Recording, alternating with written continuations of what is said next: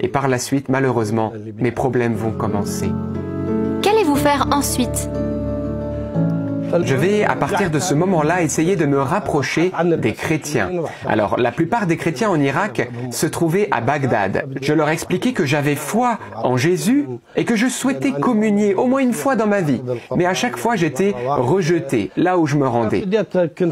Mais malheureusement, ils avaient peur à cause de mes origines et je fus rejeté. Il est important de comprendre que dans le Coran, il y a des sourates qui ordonnent de tuer celui qui quitte l'islam. Il y a aussi un hadith de Mahomet qui dit « Celui qui parmi vous abandonne l'islam sera tué. Celui qui change sa religion en quittant l'islam, tuez-le. » Donc, si tu quittes l'islam, tu es passible de mort. Et c'est ce qui m'est arrivé. Et d'autant plus si tu quittes l'islam pour le christianisme. La faute est encore plus grave et la sanction est sans appel, c'est la mort assurée. Quelque temps plus tard, nos parents ont remarqué qu'il y avait du changement dans notre vie et ils ont essayé d'en savoir plus en interrogeant notre fils de 4 ans et mon fils de 4 ans répond à mon père par un signe de croix. Ils vont par la suite fouiller ma maison, découvrir un évangile. Je vais alors être arrêté et conduit devant les autorités musulmanes qui vont décréter une fatwa contre moi, ordonnant ma mort. Vous allez être emprisonné. Racontez-nous ce que vous avez vécu. Mon père m'aimait beaucoup, il ne voulait pas que je sois mis à mort. Il espérait, avec de l'intimidation, des pressions, que je quitte la foi chrétienne. Alors, qu'est-ce qu'ils ont fait? Ils m'ont jeté en prison et cela pendant 1 an et 4 mois. Les 3 premiers mois ont été très difficiles. J'ai été torturé, frappé, humilié. La seule chose qui m'a permis de résister à ce moment-là, c'est le Christ. Oui, il avait dit dans l'Évangile qu'à cause de son nom, je serai torturé, que je serai persécuté et même rejeté par les miens à cause de ma foi en lui. J'ai donc accepté tout cela, et même avec bonheur, par amour pour lui. Vous savez, j'ai été emprisonné dans la prison la plus dure en Irak. C'était la prison des services secrets.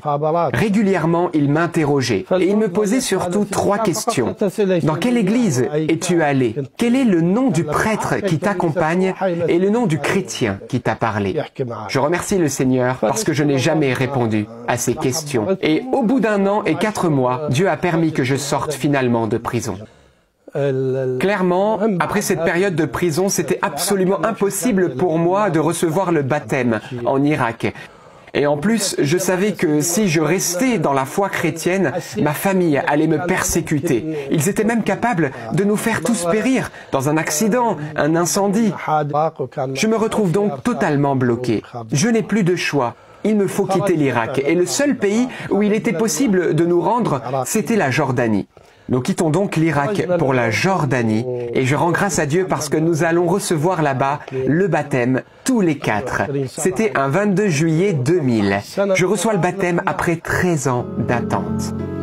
Votre propre famille vous retrouve et vous tire dessus et vous échappez par miracle. Racontez-nous. Quelque temps après mon baptême en Jordanie, je me rends dans une ville, Amman, pour faire une course. Mais voilà que je vais être interpellé par les membres de ma famille. Je me retrouve entouré par un oncle et 4 de mes frères.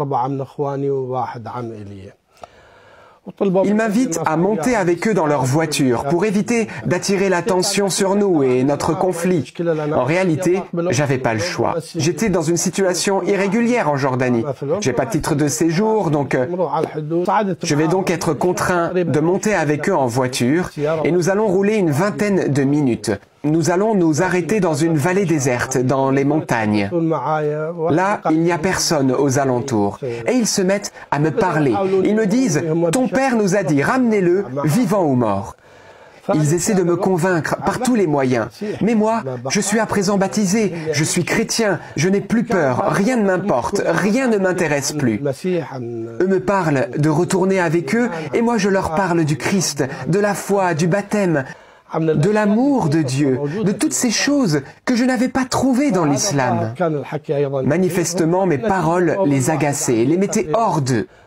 Et là, mon oncle me rappelle la fatwa contre moi, cette fatwa qui ordonne de me tuer.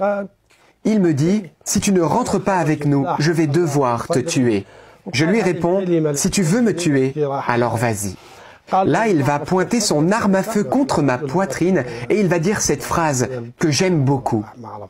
Sa maladie, c'est le Christ et il n'y a aucun remède pour lui. Et il tire le premier à bout portant sur moi.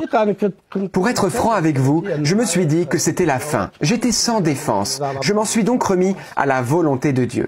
Mais là, alors que j'étais debout devant eux, j'entends une voix. La voix d'une femme qui me dit « Cours, cours, enfuis-toi ». Je me mets alors à courir. Ils sont 5 à me tirer dessus. J'entends les balles qui sifflent tout autour de moi. C'était horrible. Et au bout d'une certaine distance, je sens que ma jambe est touchée. Je tombe évanoui. Et je me réveille, je ne sais comment, à l'hôpital.